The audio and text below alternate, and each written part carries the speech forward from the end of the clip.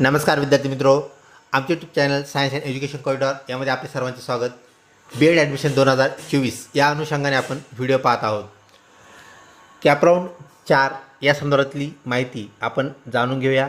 कॅपराऊंड 4चा जो पूर्ण शेड्यूल आहे तो कशाप्रकारे आपल्याला हँडल करायचा आहे आणि ऑप्शन्स कसे फिल करायचे आहेत जेणेकरून आपला नंबर लागेल हे आपण ह्या व्हिडिओमध्ये पाहूया। तत्पूर्वी आपण जर आमच्या चॅनलवरती अजूनही नवीन असाल तर चॅनलला सबस्क्राईब करा, व्हिडिओ आवडल्यास नक्कीच मित्रपरिवारामध्ये शेअर करा। आपल्या बी एड कॅपराऊंड संदर्भात कुठल्याही अडचणी असतील, शंका कुशंका असतील नक्कीच आम्हाला कमेंट बॉक्समध्ये विचारा, आम्ही त्याला उत्तरे देऊ। विद्यार्थी मित्रो, हा आपला बी एड कॅपराऊंड आहे 9 तारखेला पब्लिश झालेला, ज्यामध्ये कॅपराऊंड फर्स्ट, कॅपराऊंड सेकंड याच्या सर्व ॲक्टिव्हिटीज संपलेल्या आहेत। तर कॅपराऊंड थर्ड जो आहे त्याच्या मध्यावरती आपण आलेलो आहोत। कॅपराऊंड थर्डचं अलॉटमेंट नुकतीच झालेली आहे, जी की 18 तारखेला झालेली आपल्याला पाहायला मिळते आणि त्याचे जे ॲडमिशन्स आहेत 19 तारखेपासून ते 23 तारखेपर्यंत चालणार आहेत।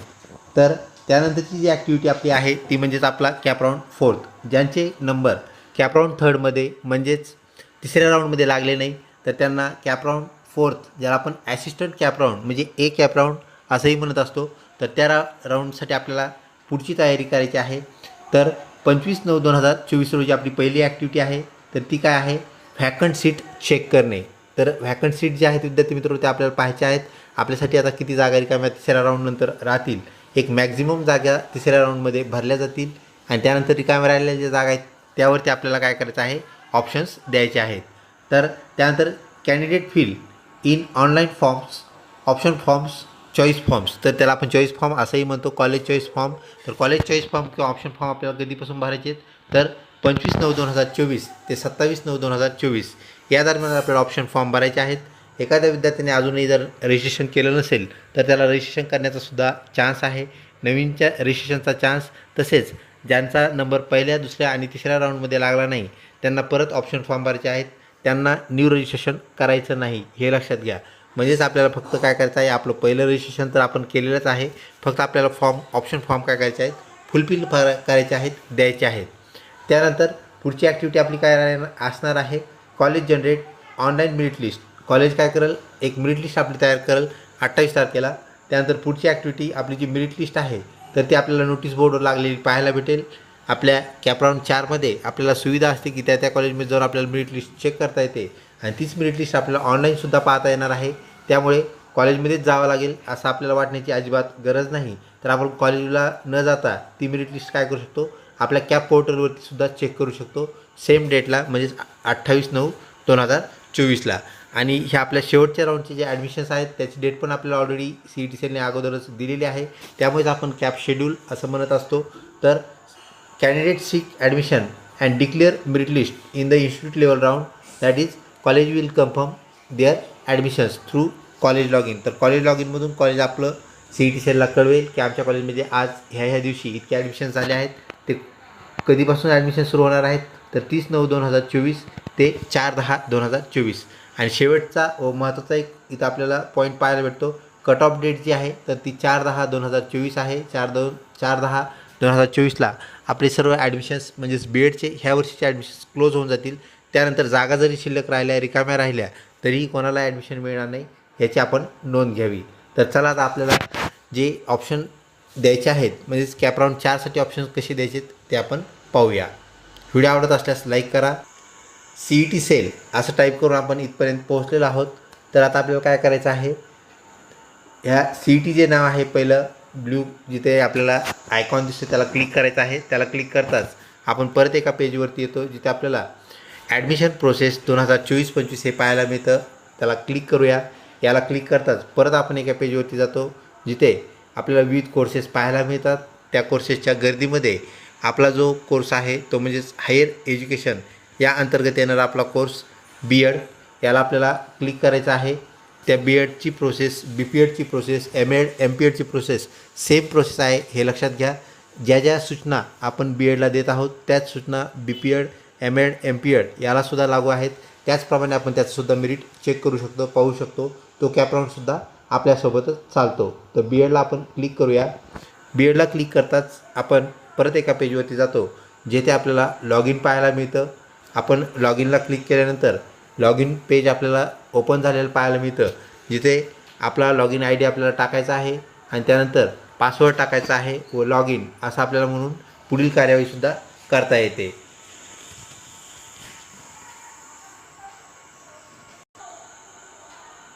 विद्यार्थी मित्रांनो, त्यानंतर आपल्या इथं जे 3 बारवरती दिसत आहेत त्या 3 बारला आपल्याला क्लिक करायचं आहे, टच करायचं आहे. त्याला टच करताच आपल्याला परत काही ऑप्शन्स आलेले इथे दिसत आहेत. तर त्यामध्ये चेक अलॉटमेंट ऑर व्हॅकन्सी याला आपल्याला क्लिक करायचं आहे. आपण कॉलेज सिलेक्ट करताच आपल्याला अशा प्रकारचा बार आलेला पाहायला मिळतो. आपण नमुन्यादाखल एक युनिव्हर्सिटी सिलेक्ट केली आहे, जी की स्वामी रामानंद तीर्थ मराठवाडा युनिव्हर्सिटी नांदेड. ह्या युनिव्हर्सिटीला आपण क्लिक केलं.